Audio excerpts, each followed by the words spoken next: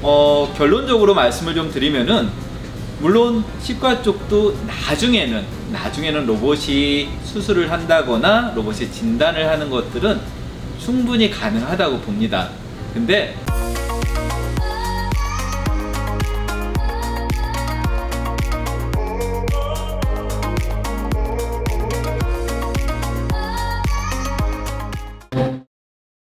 안녕하세요. 환자 중심의 진료 철학을 실천하는 강북의 치과병원의 이상수입니다. 오늘은 저 유튜브 지난번에 나간 거 보시고 댓글을 한번 달아주신 분이 좀 있어요. 치과의사를 꿈꾸는 학생이라 그러는데 임플란트는 로봇이 할 수 없다는 얘기를 들었는데 정말 그러는지 한번 질문을 좀 하셨더라고요.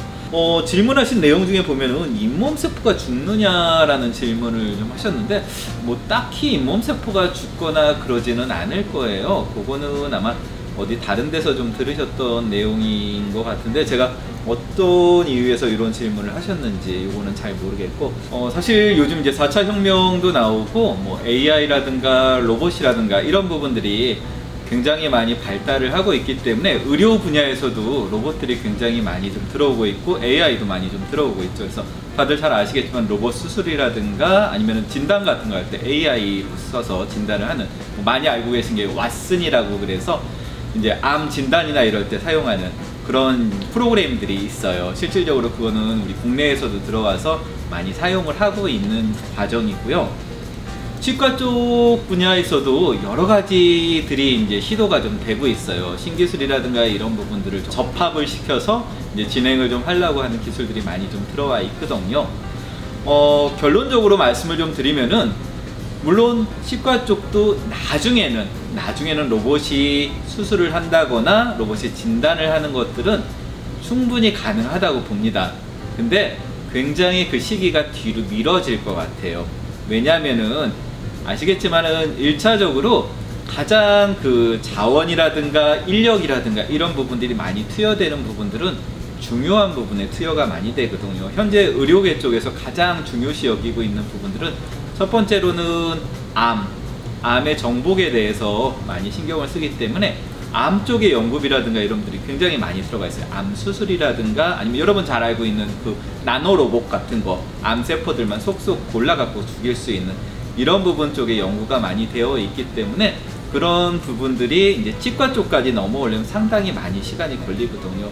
두 번째로 요즘 또 의료계에서 많이 관심을 갖고 있는 게 뇌 관련 질환들에 많이 신경을 쓰고 있어요. 수명이 많이 길어지면서 치매라든가 이런 부분들이 굉장히 사회적인 문제로 대두되고 있다 보니까 또 본인들이 치매가 걸리면은 어떻게 할까 이런 것들 굉장히 걱정들을 많이 하시기 때문에 신약 개발이나 이런 부분에서 치매라든가 아니면 뭐 오히려 그걸 한 단계 더 뛰어넘으면은 노화를 멈출 수 있는, 죽지 않을 수 있는 이런 부분들에 사실 연구가 많이 되고 있거든요. 그래서 그런 것들이 다 끝나고 그 다음에 치과 쪽 부분으로 연구가 진행이 될 거라서 아마 최종적으로는 치과 쪽에도 많이 도입이 가능하겠지만은 꽤나 시기는 조금 멀어질 것 같다. 사실 치과 의사들끼리 그렇게 모이면은 저희들이 얘기를 해요. 저희들끼리는 지난번에도 한번 얘기를 좀 했었는데, 어떻게 보면은 치과라는 학문이 메디칼의 분야에 비교를 해보면 한 10분의 1 정도밖에는 안 되거든요.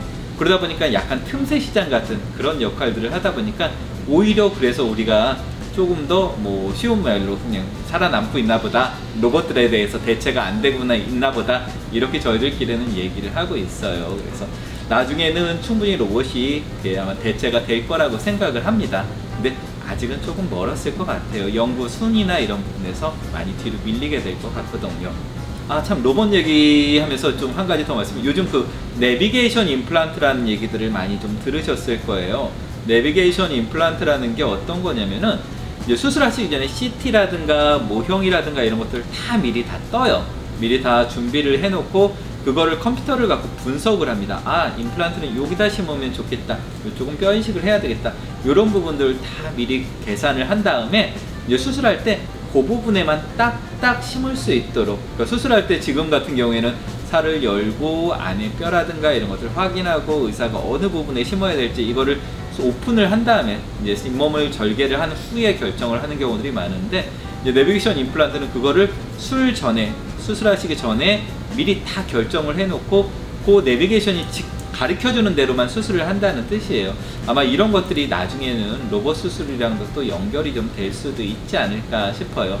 한 가지 제가 다만 이제 말씀드릴 부분은 요즘 내비게이션 임플란트라는 게 광고처럼 많이 사용을 하다 보니까 모든 분들이 내비게이션 임플란트가 가능하다고 생각을 하는데, 사실 말 그대로 잇몸만 열어서 바로 수술할 수 있는 분들은 그렇게 흔치는 않아요. 그래서 내비게이션 임플란트 같은 경우를 그대로 적용할 수 있는 케이스는 그렇게 많지는 않습니다. 뼈이식이라든가 이런 것들도 해야 되는 부분들도 있기 때문에, 그래서 요즘 이제 많이 나오는 내비게이션 임플란트, 그런 부분들이 아마 로봇 수술이 이렇게 가고 있는 한 과정이 아닐까, 저는 또 그렇게 생각하는 부분들도 있습니다.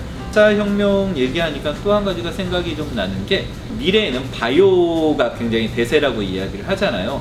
실질적으로 이런 로봇 수술이나 로봇 임플란트 이런 것들이 나오기 전에 치아 만능 세포들을 잇몸에다가 넣어서 임플란트를 심는 게 아니라 거기서 치아를 발생하게 하는 것들도 사실 연구들을 계속 하고 있어요.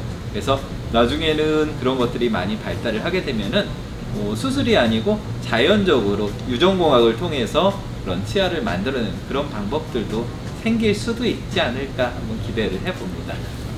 자, 일단 댓글이 좀 올라온 게 있어갖고 반가운 마음에 간단하게 말씀을 좀 드렸고요. 궁금하신 부분들 아니면은 또 이제 좀 물어보고 싶은 것들 얘기를 해주시면 제가 좀 정리를 해서 제가 해드릴 수 있는 부분에 대해서는 충분히 좀 답변을 드리겠습니다. 감사합니다. 예.